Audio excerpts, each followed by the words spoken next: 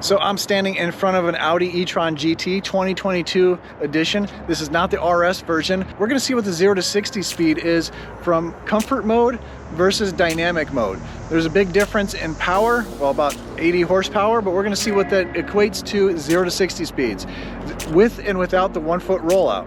So join me today. My name is Brian, and you're watching Everything Else. So yes, you heard me right. I have started another channel all about EVs. I'm calling it Everything Else. So if you want to see, I'm going to show you this video because it's 0 to 60 and everyone likes 0 to 60 runs. But if you want to subscribe to the other channel, it's not just going to be Audi e-tron, but it's going to be all about other EVs.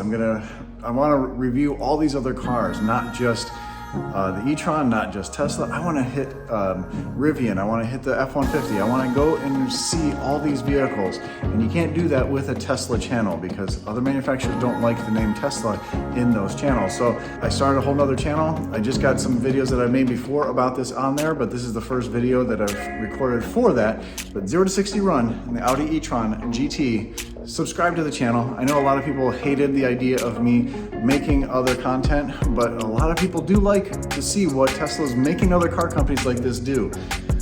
It's kind of cool to see how Tesla has changed these other companies, but also what these guys are going to do to try to catch up, but also possibly try to do better. There's a link down below. Please subscribe, help me out. As always, stay awesome, stay positive, and I'll catch you on the other channel. Hope you like it.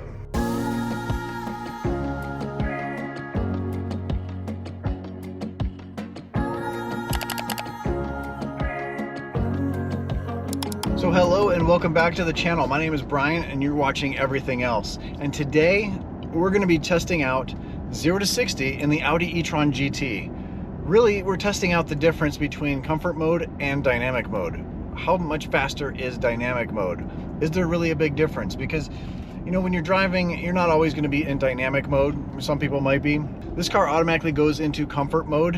We have to put it into dynamic mode, and it's just one button, so it's not a big hassle, but it's nice. Comfort mode is really nice to just normally drive. This is my wife's car, and she drives it to work every day. But when I drive it, I like to drive in dynamic mode, but it heats up the battery, it makes it a little rougher ride, and it's not so pleasant all the time.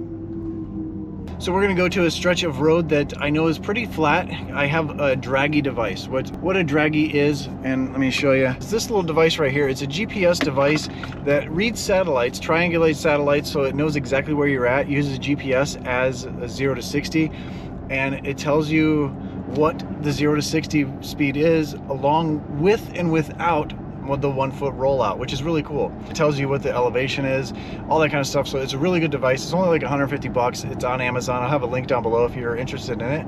It's always fun just to play with that. So this spot is down the road a little bit. I need to warm up the battery. I'm in dynamic mode, which actually warms the battery up and gives you a little bit better power. We're going to do the test first in comfort mode, set it up and everything, and do it in comfort mode, and then we'll do it in dynamic and see what the difference is. So fun fact, when you're in dynamic mode versus comfort mode, it changes the miles that you have till empty. So right up front there, we're in dynamic mode and it says 227. I'm gonna change it to, let's go to comfort, and 233.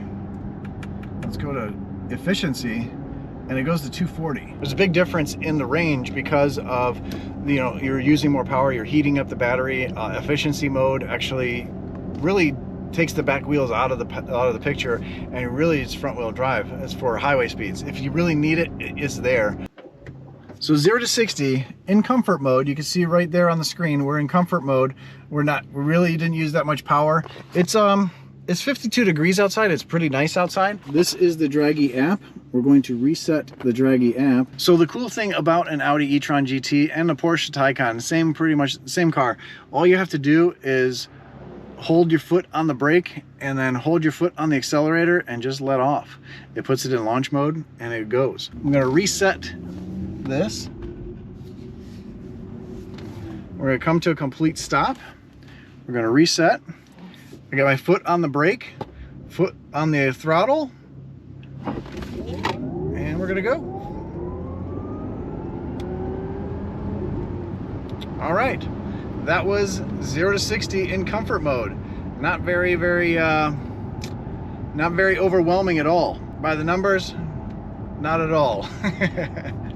Let's turn around and do it in dynamic mode and see what the difference is. So that first run in comfort mode was 0 to 60 in 4.17 seconds. Not the best, and that was without the rollout. So with the rollout, 0 to 60, it's a 1 foot rollout. And if you don't know what that is, Google it. It's what most people use. But it was 3.9 0 to 60 with the 1 foot rollout. Not too bad. Not too bad. Downhill about 2 degrees. I've done this test before here. It's always the same, but we're gonna go the same exact way. So really, this is a good comparison between the two cars. And with the Draggy device, this has always been pretty flat. Probably the flattest area I've found. All right, so run number 2, we are in dynamic mode, is right over here. You see the mileage drop down quite a bit. Pull out here again and do another run. I will reset this once we get out there. I don't see any cars, so we're gonna go out here.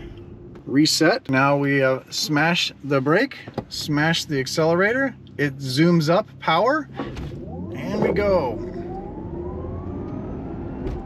Oh, that kick in there, that second gear.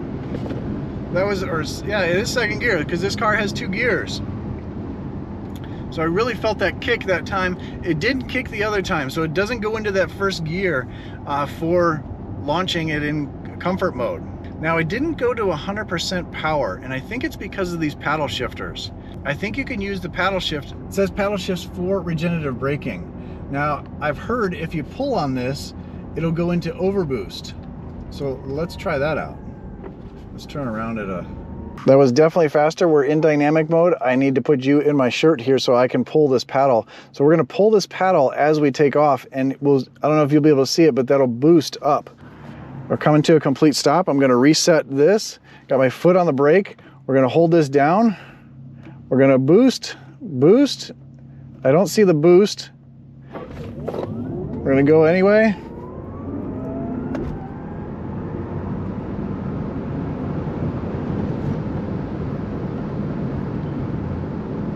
And the cool thing about this car, it regens hard up to 250 kilowatts under braking.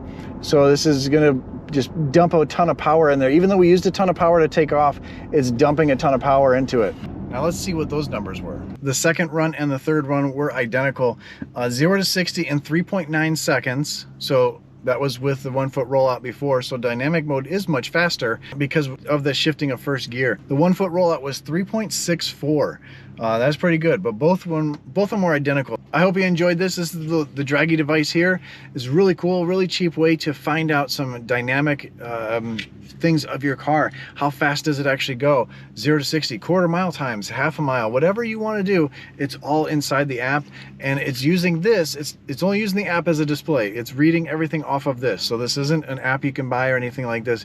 You have to buy this device and then it talks to the phone. Thanks for watching. Hope you enjoyed the video. Please subscribe to the channel. This is a new channel and I'm trying to build up the subscribers. This is about everything other than Tesla. There's a ton of Tesla channels out there, but there's not that many that aren't dedicated to other than Tesla. So that's why this is called Everything Else. Thanks for watching. I'll see you on the next one.